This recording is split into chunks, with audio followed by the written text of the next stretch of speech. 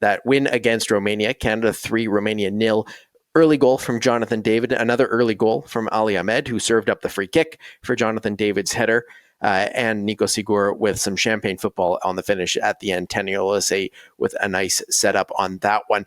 But let's get into Ali Ahmed's performance right off the top, because this was definitely his best game in a Canada shirt. It was similar to what we've seen from Canada in the Ukraine game earlier this year. We've seen from Ali Ahmed at points in the Copa America last year, some flashes in the Gold Cup this year as well, but of course he picked up the injury, but he returns to a Canada kit and balls out like he hasn't before, and scored a goal that Jesse Marsh really liked. It looked like he wasn't necessarily so happy with it on the broadcast, but he was beaming in the post-match press conference when I asked about Ali Ahmed, because he pressed the ball right into the goal, but Ali Ahmed's performance was exceptional.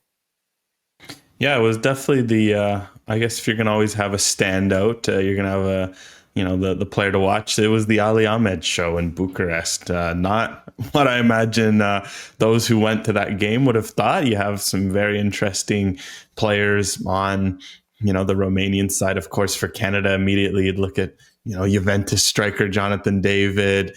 You'd look at the likes Tejan Buchanan, freshly off a La Liga hat trick. But no, it's the MLS guy. One who, we have to also remember, is pretty fresh off his injury. He hasn't started yet for the Whitecaps. So I think it's really interesting that Jesse Marsh immediately throws him back in. And I think it shows you the level of trust that you get. But man, it was just such a fantastic all-around performance from Ali Ahmed. And what I like is on a day where he scored a goal, well taken, I think for Ali Ahmed, yes, was it the prettiest goal? No. At the same time, this is a guy who hasn't scored a whole lot for club, and this was his first for country. He gets in the chances. Even in this game, he had the chances. Just getting one like that will do wonders for his confidence. The assist, fantastic, comes off a set piece. You're not mad. But for me, it was his overall defensive impact. He owned his side in terms of the way he was pressing. Anytime they tried to play through that side, he would be there, tackled the ball up high up the field many times. He had noticeable defensive impact. And I think that's so fascinating because there's obviously a lot of competition at his position. Jacob Schaffelberg, Liam Miller, just, looks cleared to finally make his return to Hull City. Jaden Nelson, of course, has been pushing Ahmed for club and country all year.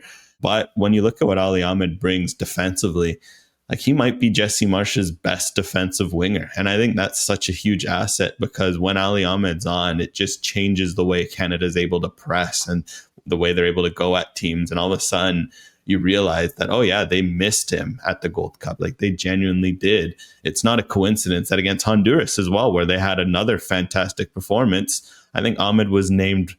It was a bit strange. It wasn't necessarily accurate, but he was named fighter of the match because CONCACAF had two different man of the matches, but it was fitting because on a day where Buchanan scored 2 goals, Tenny Olise scored a great goal, Promise Davis scored a goal. Ali Ahmed was fantastic against Honduras, but that's kind of what he does. He does a lot of the dirty work. And in a game like this, it was nice to see him do that, but also get rewarded with the flashy stuff. And I want to touch on that high press as well, because you highlighted it in your takeaways over on One Soccer, and especially with a 60-second clip that you took where it was just unrelenting from Canada. It was one player that pressed and then another player, and eventually Canada gets a chance out of it. That one in particular didn't end up in the back of the goal, but we saw that throughout, especially the first half for this Canadian team. It seemed like Jesse Marsh's plan kind of worked to a T early in this match.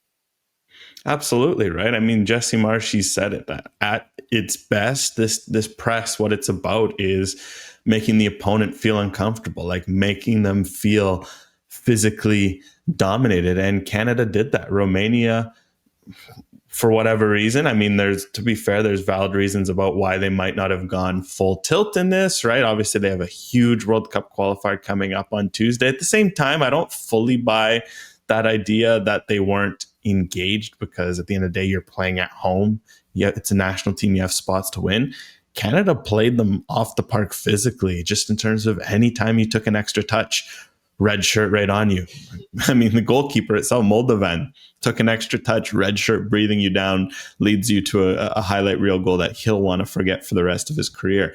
It just made such a big difference because this Romania team wants to play out the back. They want to push the ball forward, and Canada made them uncomfortable. They weren't willing to go long. And I think for Canada, it was very welcome because at the Gold Cup, teams, especially already in CONCACAF, teams are a little more direct. They're like, all right, screw this. We're not dealing with this. We're just going to go along and avoid it. So it was nice for Canada to show that, yeah, anytime teams play through, it comes with genuine risks of you're going to meet this red wall of resistance. It's just going to absolutely chase you down, win the ball back, and try to get dangerous chances out of it.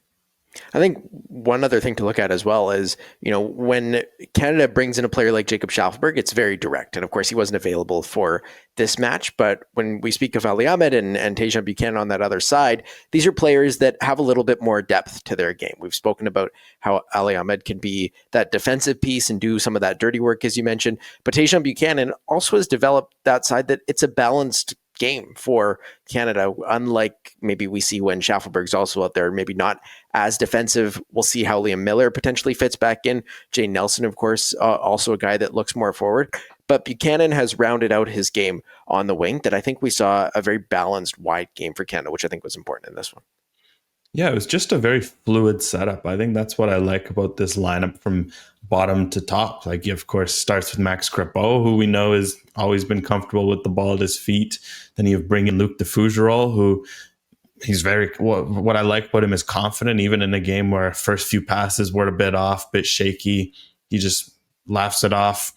By the end of the game, he's spraying the ball out of the back, him and Derek Cornelius.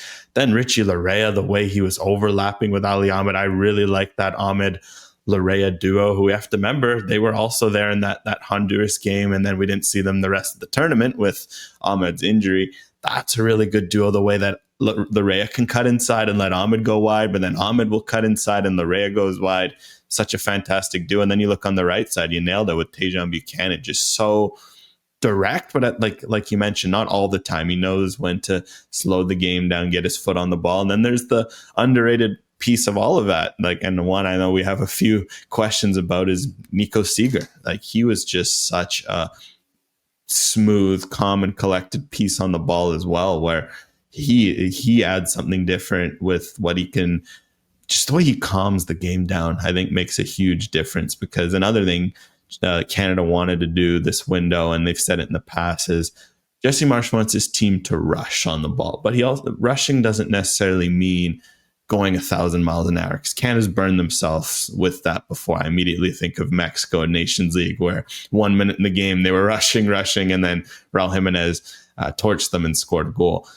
He wants them to rush, but he also wants them to know when they can put their foot on the ball, to take that extra moment, to take that extra touch. And Nicco Seager is so good at that, because he knows how to do a quick shoulder feint, put his foot on the ball, but then play a quick pass, break a line, run forward, ditch a defender behind. And I think having that in the build-up makes a huge difference, and was one of the key pieces that kind of almost was like the catalyst of all of Canada's good build-up play. When you look back at the Gold Cup, Nicco Seager and Ali Ahmed were players that were pushing themselves into the lineup, as well as Luc de Fougerolles. But Nicco Seager in particular was kind of the story of the summer for the Canadian team in an abbreviated Gold Cup run. But he seems to almost solidify his spot in Canada's starting lineup. And would it be a right back? Would he take that spot from Alistair Johnston if the World Cup was tomorrow and both were fit? Well, I mean, right now it's obviously Alistair Johnston's playing from a pole position, and I think that's understandable given what he's performed for Canada, of course, how he performs for Celtic week in, week out.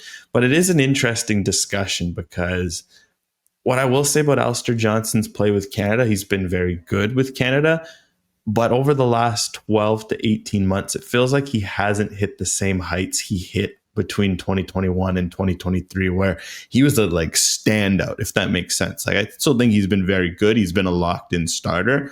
But I just say that because Richie Laryea has pushed him. Now Nicco Seager is coming and push him. And I think there's stylistic differences with all three that it makes it a very interesting discussion, because especially with what Seager brings on the ball, it's such a positive impact for a right back that you do wonder that in games where Canada might struggle a bit with the ball, can you get Seager? Because the thing is with Johnston, I think that I've struggled at least with is with this Canada system, he's not able to do what he does best. And what we've learned is his best seasons, which were Montreal, that last year he got sold, and then now with Celtic, he's very good defensive, but he's very good going forward. And I think with how he broke in under John Herdman, where he kind of had to play as an outside center back, play a little more cautious. He's kind of had to keep that. And we don't see this Alistair Johnston that we see at Celtic every week where he's flying forward. Had friggin' 10 assists last year, or whatever it was. I don't even know if he has an assist for Canada. He definitely doesn't have a lot of them. Whereas with Seager, he seems to fit that idea a bit more, right? Because he can cut, because he maybe doesn't have that same overlap threat as a Johnson, but he knows how to invert a bit more, play that outside center back. So with Canada, that left side is where everything's happening in terms of if they're going to have that staggered back four where one fullback goes up, one fullback goes down, it's always going to be the side with Alphonso Davies and now Richie Larea.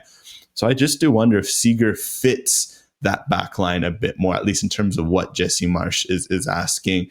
But of course, with Alistair Johnston, you know what you're going to get. You know it's going to be very consistent. And I think with his performances for club, right, he's still playing from the front. But I do think that Nicco Seager is creating at least interesting tactical questions that could help his inclusion in 10 months' time.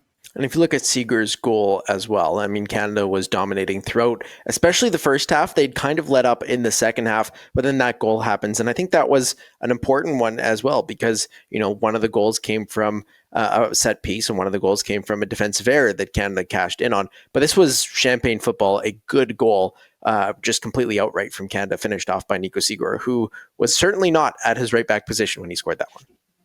Yeah, and what I love, it starts with Nicco Seager making an interception on the edge of his box. And what I like with this, Canada, from there, with about 10 passes, went up the field and scored with beautiful build-up play. So that alone was great, because Canada hasn't done a whole lot of that under Jesse Marsh, of building from back to front, breaking lines, not having to rely on winning the ball high up the field and then quickly running into open space. Like, they broke Romania down.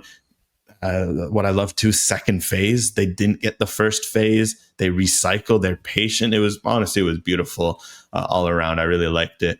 But again, when I speak about what Nicco Seager can bring as well, like the run he makes, the way he realized the awareness to run forward, but not have the typical right back thinking of, I'm just going to overlap, of, there's space in the middle, I'm going to overload the middle, I'm going to go where the space is and dare them to defend me. It's those little things about his offensive game on the ball that I really like. And hey, fun fact, he now has 2 goals as a fullback. Alistair Johnston in his Canada career has 1, and Richie Larea has 1. So Nicco Seager, for whatever reason, has proven to be a bit of a goal threat. I'm not using that to compare the 3, but I just think that that's more indicative of how good Seager's been offensively and what he brings. And that goal, I think, was a cherry on top for him, and also just what the team wants to do. And one of the stories that also came out of this match was the Ismail Kone situation. He came out as a substitute, and he was frustrated when he stepped off the pitch. He was given the trust from Jesse Marsh to step back into this Canadian starting 11 in the midfield pivot alongside Stefan Eustáquio, but he was frustrated as he came off the pitch. It was said by Marsh after the game that Kone was frustrated to come out and was worried that he was taken out for a giveaway, and Marsh assured him that no, it was just a tactical change and they saw Saliba as a better fit in that moment. Who knows whether to necessarily believe Marsh in that scenario, and whether this is, circled around the locker room as well and become a story within the Canadian men's national team. But Ismail Kone, again, getting into a little bit of a frustration and mentality bust up that we've heard about and briefly saw in that video that came from Marseille. Yeah, at the end of the day, though, I think it's a nothing burger from this perspective. I mean, ultimately, these guys are competitors, and I think we don't see a lot of this stuff because usually, and I think Jesse Marsh made the key point that for Ismail Kone, what he didn't like was just the time and the place, because he didn't mind the reaction. I think as a coach, you don't mind it either. And Marsh kind of said that, right? Like, he's like, you don't want to take a guy off and he's sitting there beaming like, thank you, coach. Like, you kind of want guys to be a bit pissed, a bit competitive, of they want to play as much as they can, while also understanding this is a deep national team and you're not going to play as much as you can. You have to earn every minute, whether that's 2 off the bench or whether that's 90 to start. And so for Ismail Kone, I'm not mad at that at all, especially, hey, we have to remember that sometimes the criticism of him, valid or not, is, maybe there's a bit too much nonchalance there, right? Is that fire there? And I think having him show that after a good performance. He's hungry. He wants to stay on the field. He wants to show more. I think it's all just about the reaction and the time and the place. And I think it's telling that Marsh completely just shut it down right away. And I think ultimately with the leaders on this team, and I think you could see where that's where Dane Sinclair played a bit of an underrated role of like, he's probably like, look, like you're right. Like be pissed. You had a good game. You don't want to come off, but just grab your Gatorade, put your penny on, let it simmer. And then you can talk to Jesse after the game in the locker room, on the bus back to the hotel, at the hotel, or the next day in training. And you guys can laugh about it. You can go over it. I think it's just one of those where, you're obviously emotional coming off of a game. You just got a yellow card, etc. And then the camera's on you. It makes it bigger than it is. So look, it's something with Ismail Kone. I think this shows that for him, the next 10 months, that he's under a microscope now. Whether that's deserved or not, and whether he likes it or not, those are two different things. But with what's happened, he's under that microscope, and now it's going to be up to him to handle it. And what I've liked so far is that his actual performances, I've been good with Sassuolo and with Canada. It's just for when it rains, it pours, and right now it rained a red card a few weeks ago, and now it rains a little moment like this. Let's hope the storm goes away soon, because if he can keep playing like this, I think that's the biggest story out of them all, because it feels like Ismail Kone looks back, at least in terms of his actual play, and I think that makes a big difference for Canada to have, as it showed in this game. A big 3-0 win for Canada over Romania to open the September international window, and certainly a significant one as well, as it was Canada's first win over a UEFA opponent in their UEFA home country since beating Cyprus in 2009, and Cyprus, a very different country than beating Romania as well.